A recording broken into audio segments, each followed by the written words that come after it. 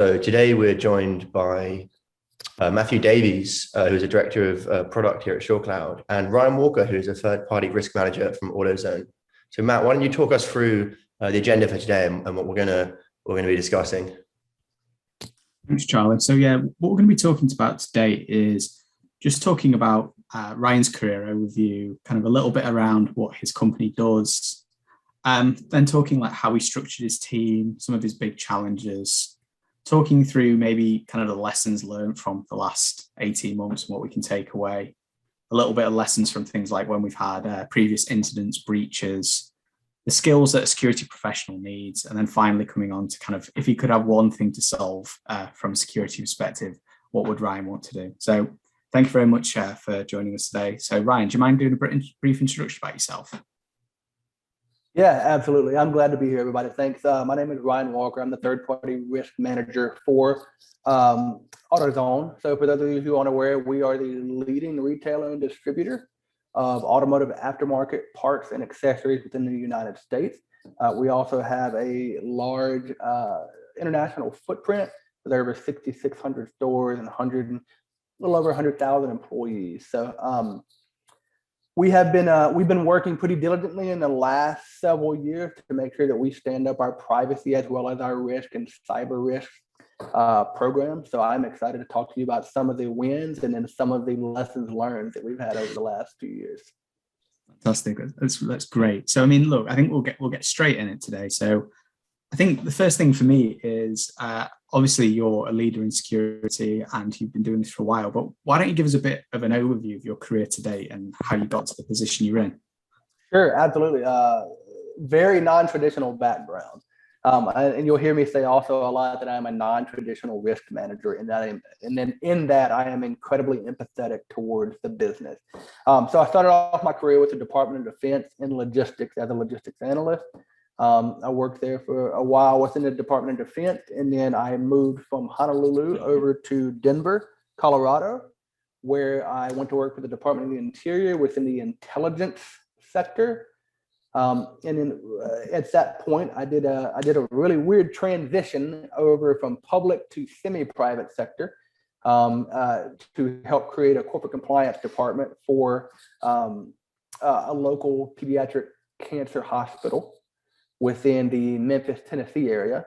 And I was there for a while with the not-for-profit. And then I came over to my current organization by way of helping improve the PMO office, implement some new security controls, as well as improve processes overall from a process engineering perspective. And in doing so, we kind of ran into the gist of the fact, hey, we could definitely be taking care of the third-party universe that relates to our enterprise and protecting our extended enterprise where we can. So as we've seen needs for improvement across that field, our program has quite surprisingly rapidly been growing over the past 36 months. We have a pretty large footprint, right? We have 40,000 vendors, several thousand of which have data privacy and cyber risk associated with those. So it's been a huge hurdle to tackle, but it's been the most exciting job that I've had in my career. So I'll end on that and pause for the next question. Yeah, I mean, definitely. So I can imagine like coming in and starting, I guess, for government work, then transitioning over to kind of the non-for-profit and then moving into a fully fledged corporate company. I mean, sure. And then really like you say, like there's not many organizations that are dealing with 40,000 vendors. And I'm guessing it's a combination of US plus global vendors that you're dealing with. And that has a well of challenges that we'll definitely come to. Yeah, so we have entities in 6 countries and like AutoZone as a whole, and then we have vendors in 13 countries. Okay, perfect. So quite a lot. I guess, yeah, definitely. That is a lot bigger than I guess some of the people who are probably going to be listening here today. So, but hopefully we can take away a lot from the challenges that we're talking about. So I think the first thing is, can you explain to kind of our listeners, what is the structure of your team and how is it, and how do you break apart your team and what are the things that they're focused on? Yeah, absolutely. So my team specifically is the third-party cyber risk team. We sit under a governance risk and compliance umbrella that is also responsible for ensuring PCI compliance. It's also responsible for data privacy within the organization, and is also responsible for SOX compliance to a certain degree. SOX being SOX. You'll hear me clarify that. So with that being said, so we have 5 team members on the third-party cyber risk management team. And not surprisingly too, these individuals like myself, they have diverse backgrounds. And I think we'll get into it a bit later on, like what makes a really good risk professional, what makes a security professional. And I think the overwhelming answer to that is it really depends on the role that you're tasked with. And it also depends on the maturity of the program, right? For example, myself, one of my biggest strengths is my ability to kind of influence, manage, and persuade stakeholders. Yeah. And so in and around that, it's been a really great challenge for me to see how far I could flex those skills, because quite truthfully, if you're third-party cyber risk, if you're security, even if you're InfoSec, and you're included in the contracts for these business functional areas, they just initially think, because it's happened time and time again in the past, that you are there to say no, or at the very least, you are there to say, whoa, stop, you're going to be 6 or 8 weeks from signing that contract. And I wanted to make sure that my team and our program as a whole was not branded in that manner. I wanted to make sure that we were specifically branded as a team within InfoSec that provided true value back to the business. And so far, we've been delivering on that. So in terms of like, as you run your third-party program, are you doing something more like where you're supporting the business through sourcing, or are you doing ongoing vendor assessments? I mean, are you trying to tier the vendors? What kind of components of your third-party risk program is running out of your team? Yeah, it's a great question. That's a really great question. But now, so it used to be we only supported right before a contract signature. Yeah. And I mean right before, like the day before. Yeah, when we have a look at this? Yeah, right? When we were a brand new baby, they were just like, yeah, you got to the end of the day to do your thing.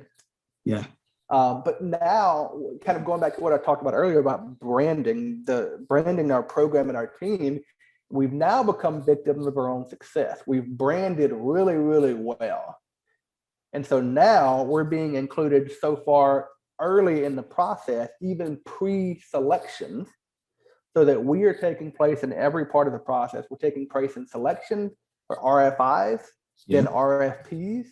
I'm assuming everyone knows for those, request for information, request for proposal, all the way in the middle to, well, there's only one player in the space, but we want you to look at them. We want your team to look at them before we even consider going into contract. And so in many cases now, our risk assessment has been completed well before the contract execution phase even begins.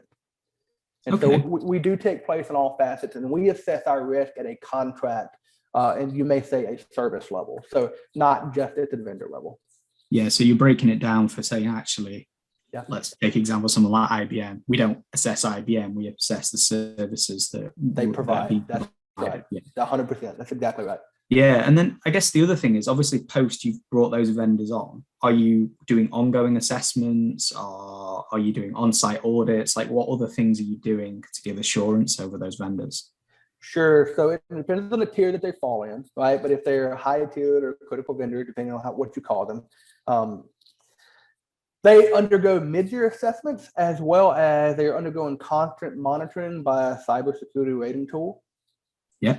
And then we are also we are extremely diligent on leveraging true third-party attestations relative to their security control, right? And that's something that kind of got kicked off out of necessity, because when this was a team of one, there's no way to go audit 2,800 vendors, right? Yeah. And so you would begin to really create a heavy reliance on third-party attestation. Those things don't always exist, right? But even in the instances where they do, we heavily leverage them And we've created a due diligence model around that we can talk about some in a minute if we get to that point. Yeah. But it adds back to it's the one way, the only thing, and this is the truth, the only thing, the gift of value that we can provide back to the business in most cases, other than reducing the risk footprint, which they do not care about if they're trying to earn revenue, is we can provide them the gift of time back. Yeah, and definitely. So we've created a due diligence model that's got a go-go, a slow-go, and a no-go lane. Now, all of those business owners want to end up in a go-go lane. And what that go-go lane means is if you select a vendor that's got top-notch security controls and they have third-party attestations to prove it, and they can already provide us a SIG or a cake to review quickly, and all these other things are in place, and they meet these 10 out of 10 check marks, you can go straight to contract. We won't bother you. And so kind of go ahead. Go ahead. Sorry. No. One of the things that another like an ex-colleague of mine, very similar. It's kind of like we've built a really good process, and that process allows them, if they do the right things and you educate your business owners to do the right things, that you're not a blocker to business, you're an enabler, but you're telling them very clearly, look, answer these questions, they do these things in the right way that meets what we need as an organization. We can then say, actually, you can go ahead with that. That's not something we're worried about, but you're setting clear parameters that the business understand. Yes, 100%. I wholeheartedly agree with whoever your friend is. I don't know if him and I are right, but we're definitely thinking the same way, which I do enjoy. It lets me know I'm not on an island all by myself in that thinking. But that is the true gift that we can provide. And I always make sure that the team in that branding effort, in that very intentional branding effort, that our functional areas know that we are there to help them generate revenue as well. We're just going to reduce and mitigate risk as we're doing it. I just want to pick up one thing before we carry on, because I'm really interested by one of the things that you said there, which was when you're talking about security controls and making sure they do the right thing, are you getting your vendors to baseline to the things that you do as an organization and then saying to them, I want you to make sure you meet our minimum security controls? And when you're viewing them as a partner to the organization, so you're embedding and making sure your good practices are operating on behalf of them. It's not just a checkbox. It's actually, are these controls in place? And can you evidence that they're doing it? They are. And so we have those things broken out by vendor type, as well as vendor tier, as well as the data privacy implication that is linked to those vendors, as well as the cyber risk implication that is linked to those vendors. Based off those things, like let's imagine a 9-way grid, 1, 2, 3, 4, 5, 6, 7, 8, 9. Where you land in those depicts on what type of controls that we have set in place or that we need you to have in place. I really like that non-blanket approach, because I think what you're then focusing on is based on what this vendor does and what level of risk they perceive to us, we're actually asking them to have the right controls, because there's no point asking for hundreds of controls if they're not applicable to somebody who's delivering you pens and pencils, right? Yeah. So you think about, and I would say that that's not indicative of how clever I am. So we just happen to have a business model that kept hitting me in the face was, we shouldn't be asking for these controls from this vendor. We shouldn't be asking these controls from this vendor, because we have two giant sectors of business. So do it yourself and do it for me. Do it for me is like the commercial shops. And what's interesting about those is a lot of those are homegrown shops. They're small. They're family businesses. It's ludicrous for us to think that they would spend $70,000 to receive a SOC 2.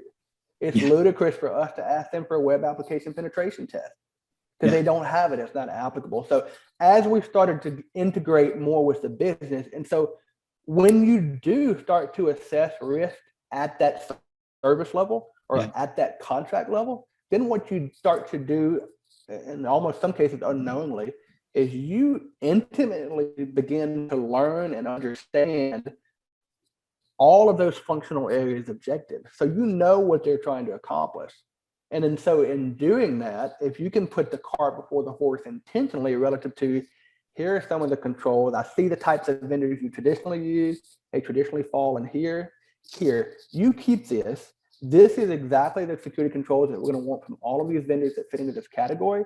Take this with you, the cheat sheet, the next time you go into a selection process, the next time you're talking to a vendor at a dinner, Next time you go and you get a cold call by someone that you're actually interested in, it does this particular work for you.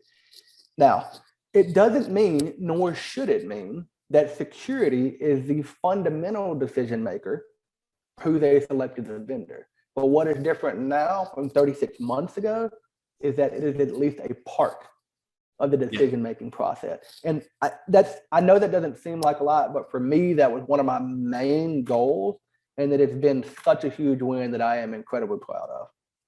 It's kind of like moving to more of an advisor, right? So like you don't want to, for me, like security, you shouldn't be blocking them from doing business, because then they resent you and they don't work with you.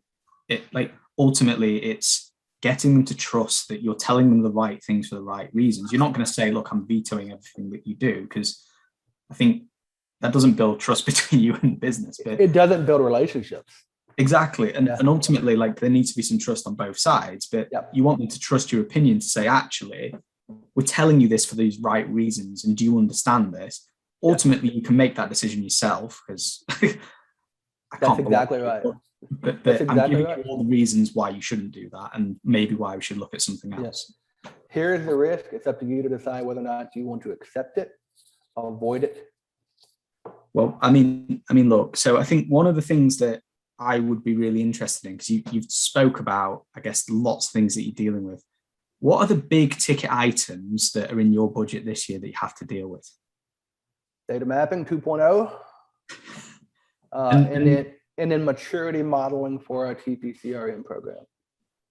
So I guess for our listeners, what do you mean by data mapping 2.0? So let's start with what data mapping is. So data mapping is physically understanding the point of origin, the point of destination, and in any touch points that exist along that journey for the data that you as the first party, so your company, provide to a vendor in order for that vendor to conduct the work that you're hiring them to do, right? So think of a CRM, a customer relationship management tool. You have to give the vendor all your customer information in order for them to manage those relationships. So data mapping is physically having a digital blueprint for where your data is leaving, where it travels to, and then where it ultimately ends up at rest. Yeah. And so we did that initially. And we did the best we could with what we had, with the knowledge we had at the time we had it, with the resources we had to do it with. So with the advent of, CCPA, California Consumer Protection, kind of started as a result of a predecessor to GDPR. So now the new predecessor to PA is CPRA, which is incredibly more stringent. Within the United States, we're seeing other very quickly, actually, many other states adopt their own privacy laws. In the hopes that eventually, I think that we will have a federal framework. I think that's exactly where it's headed. So we kind of do our work, we kind of do our work assuming that in a few years, we will already be set up for that federal framework. So I think that the data mapping 2.0 for us is we're really going to now get into the weeds of our midpoint processors, understanding physically which systems, mainframes, homegrown databases we may be touching, where that data is going, and understanding all the associated implications for, let's say, those downstream infrastructure as a services, and not just understanding the vendor at the third party level, but where applicable, the fourth, fifth, and sixth party. Wow. I mean, that sounds like, for, I guess, the size of your organization, a mammoth task. Is that something you're doing on your own? Are you using consultants? Is that just something that's going to be a long... I don't know, unless you have, we're not doing it on our own, and you can't. There are certain companies that can justify departments. You'd need 20 privacy professionals to do that, maybe more, like full time. And so what's interesting about how we are is, so we talked about the governance and risk and compliance umbrella, under which we have PCI, SOC compliance, and then third party cyber risk. Interestingly enough, that umbrella owns 50% of the company's data privacy. The other portion is owned by legal. Oh, yeah. Right. So we partner very heavily with legal to get some of these things accomplished. So not only is it not one functional area that's taken care of, but we also have additional external resources that are helping accomplish this. And we also have some tools that help do it as well. And assume there's also a large component of some of the operational teams, like your IT teams as well, who are supporting you with kind of gathering and this information as well. Yeah, that's right. And I think it's really interesting. And again, this goes back to me representing my own thoughts, not the thoughts of the company. I'm really curious to see if all the effort is going to be worth it. I know that's not something someone in my position would typically say, but again, I tell you, I'm a non-traditional risk manager, and that I am extremely empathetic to the business and their needs.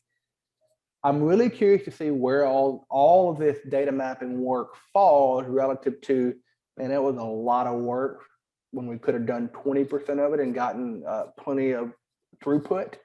Yeah. Or if it's, man, it was a lot of work, but man, we really needed it because look at this.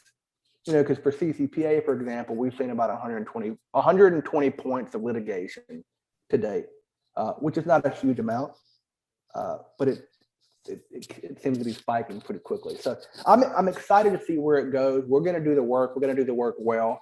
I'm hoping that the level of effort it takes is matched by the throughput that's needed. Yeah, I guess it's one of those things where any of these data mapping exercises, it's not just the initial mapping, it's the maintenance as well. I like that. Yeah. Look, the amount, it's even when you do it with, I can talk from my compliance experience. It's like you build like those baseline control frameworks, great, but then you have to maintain all the mappings of all the things that change in the background. Yeah.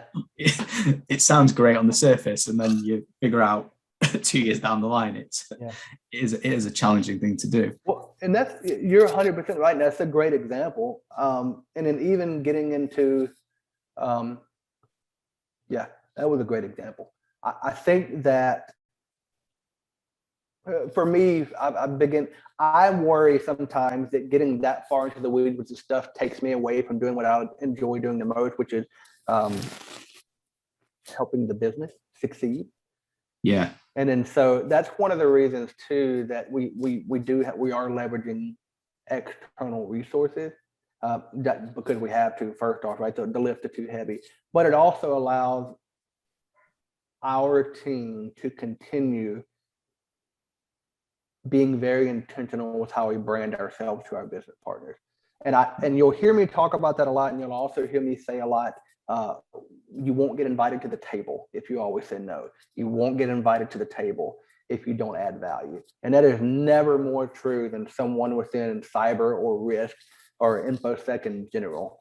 So we consistently make sure that we're intentionally branding ourselves as advocates on behalf of the business and why they need this vendor, so that we can get invited to the table. The whole point is to be sitting at the table where decisions are made about which vendors to use.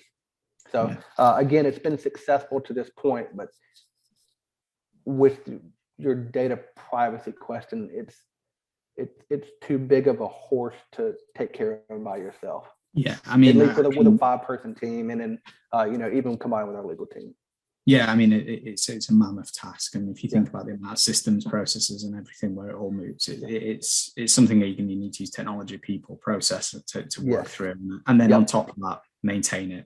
So, I guess the next thing that I'd like to know is really like heading into, we'll get into the latter end of 2021 and heading into 2022. Yeah, what is your biggest area of concerns for your team? Burnout, first off, but that's if I'm just taking a look at the emotional aspect of my team, I'm worried about burnout. We do a ton of work. We do a ton of work with the things that we have to work with. So as a result, I worry too. I'm surrounded by exceptional high potentials, right? And they are eager to please the business, the functional areas, the enterprise, the third parties, the fourth parties, each other. As a result, it's third party risk as a whole, third party cyber risk specifically, it's been an interesting journey because the sector is growing as the workload is growing. And so once you get a handle on, oh, we finally got A, B, and C under control, we got a process put in place for that, D&E comes along.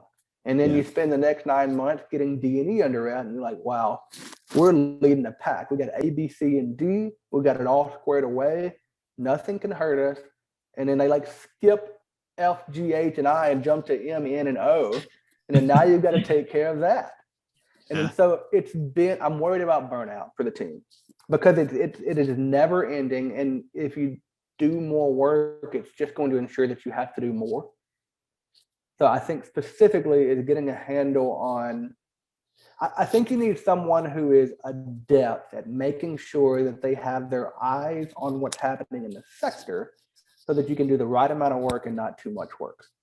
Relative to, you want a mature program, you want to make sure that you're doing best in class things, but you also need to keep in mind who your audience is and whether or not, you said it earlier, whether the juice is worth the squeeze.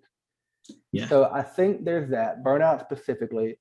And then always that movement is not progress. So sometimes we get so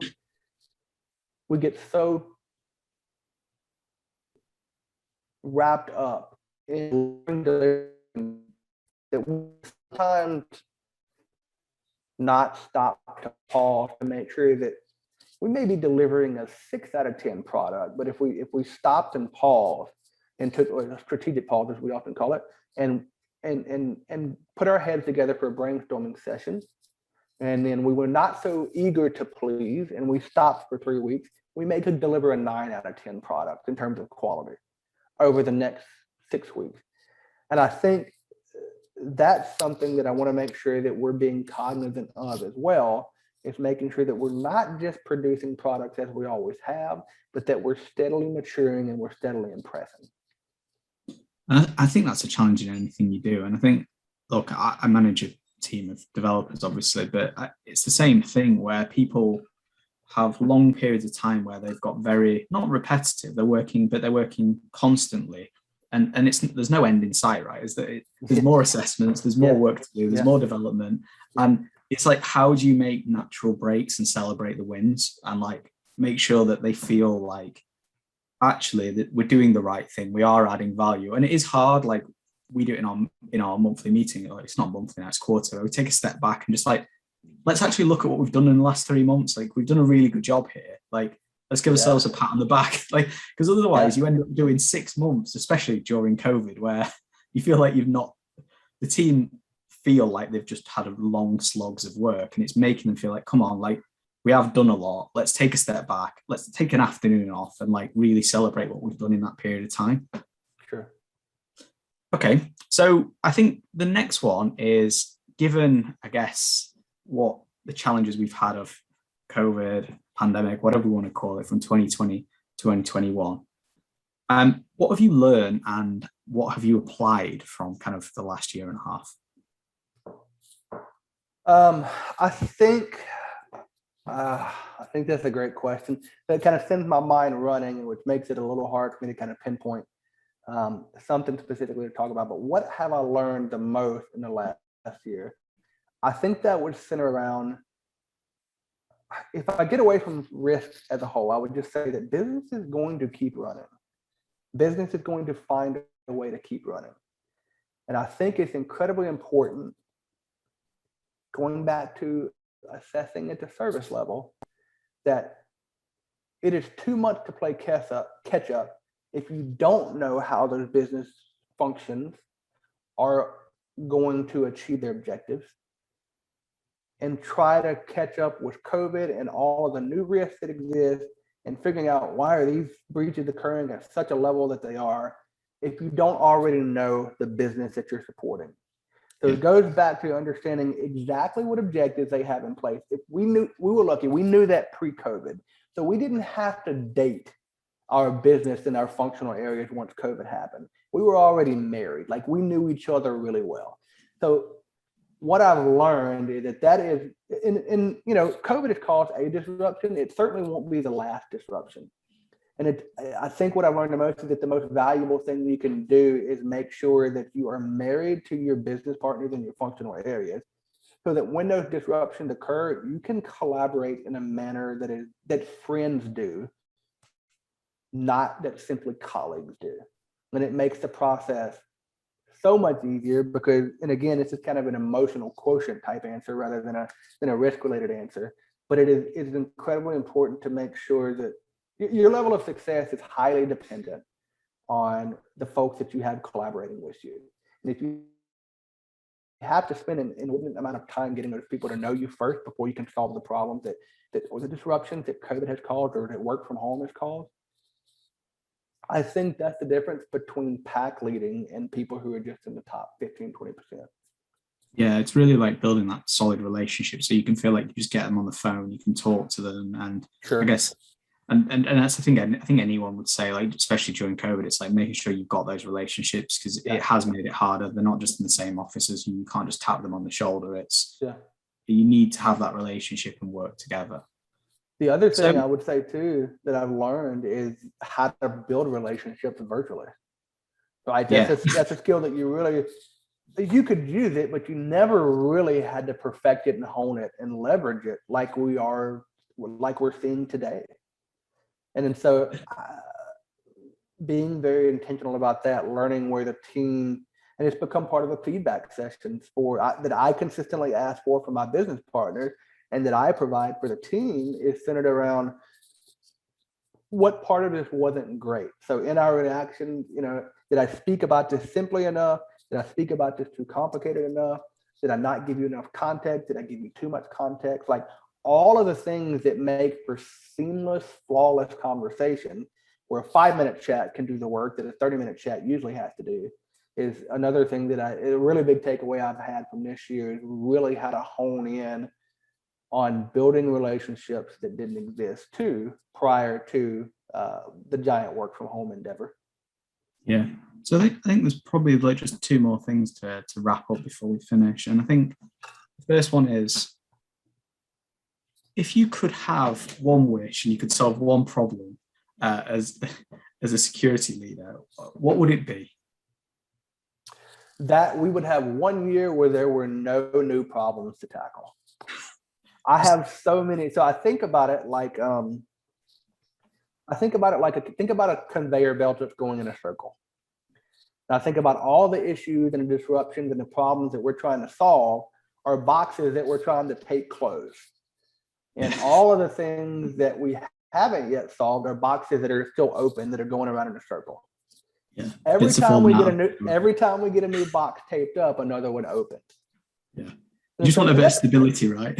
Yeah, 100%. And that's kind of the nature of it. And truthfully, at the heart of it all, that's how we're able to still have a job.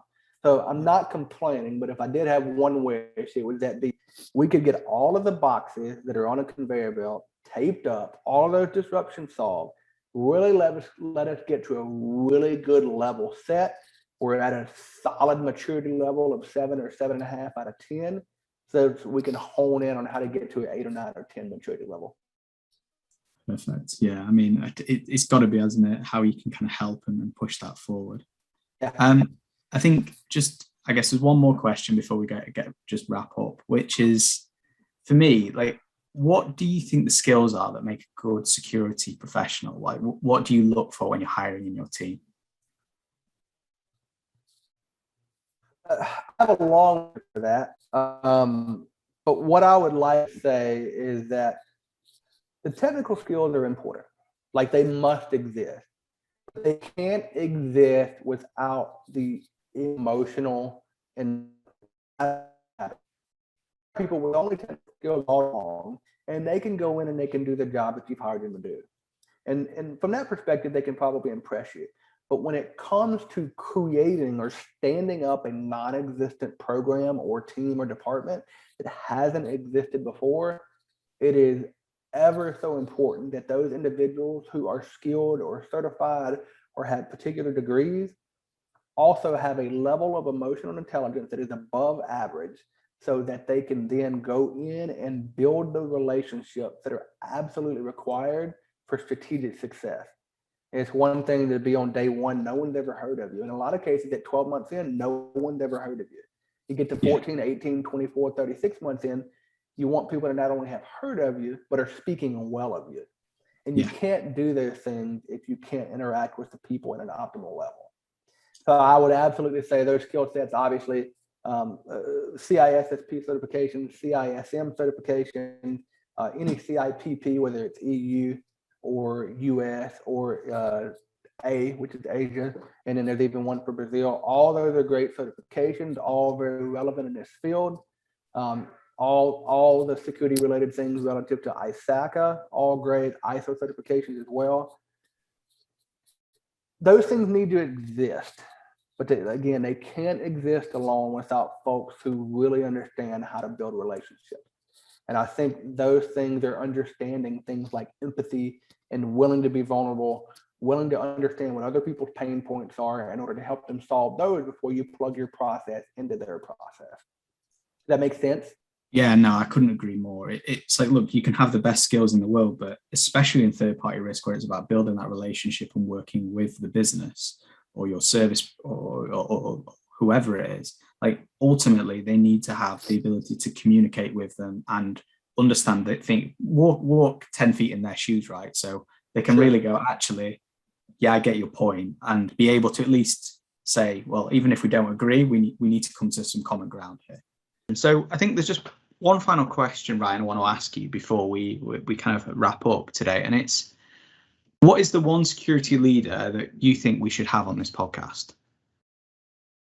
I think there are two that you should have. So I would lead off with the gentleman named Greg Vandergaast, Gaast, who wrote a book called Rethinking InfoSec.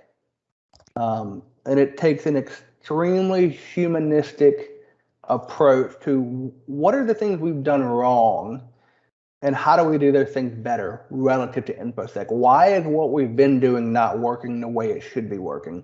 There are all the things that happen in text and on the books that we all learn from, but from a practical application perspective, it's not working. And what is that gap? And what we find out, what my takeaway from that book, Rethinking InfoSec, was specifically, it was that gap is the relationships with people. And it's more centered around making sure that we are really truly tending to our stakeholders' needs, hearing their pain points, understanding things of that nature. The second person I think you should have on is actually a dear friend of mine. His name is Ryan Spellman. He is a VP for cyber risk at a company called Kroll in the northeast region of the United States. Yep. And I think he would be an exceptional candidate to come on here and chat with you guys. He is one of my favorite people, bar none, no matter what, but his level of intelligence around cyber risk as a whole, in addition to his just ability to interact with anyone that comes along, is outstanding. And I think you would really enjoy him. But I would like to give a shout out to Greg Vandergaast as well. So, good book. Definitely. Well, like I say, I'd just like to say thank you, Ryan. It's been a pleasure having you on. I really do appreciate your time. And thank you again for all our listeners for joining us. I really do appreciate it. Thank you. Yep, you're welcome. We'll speak soon. Thanks.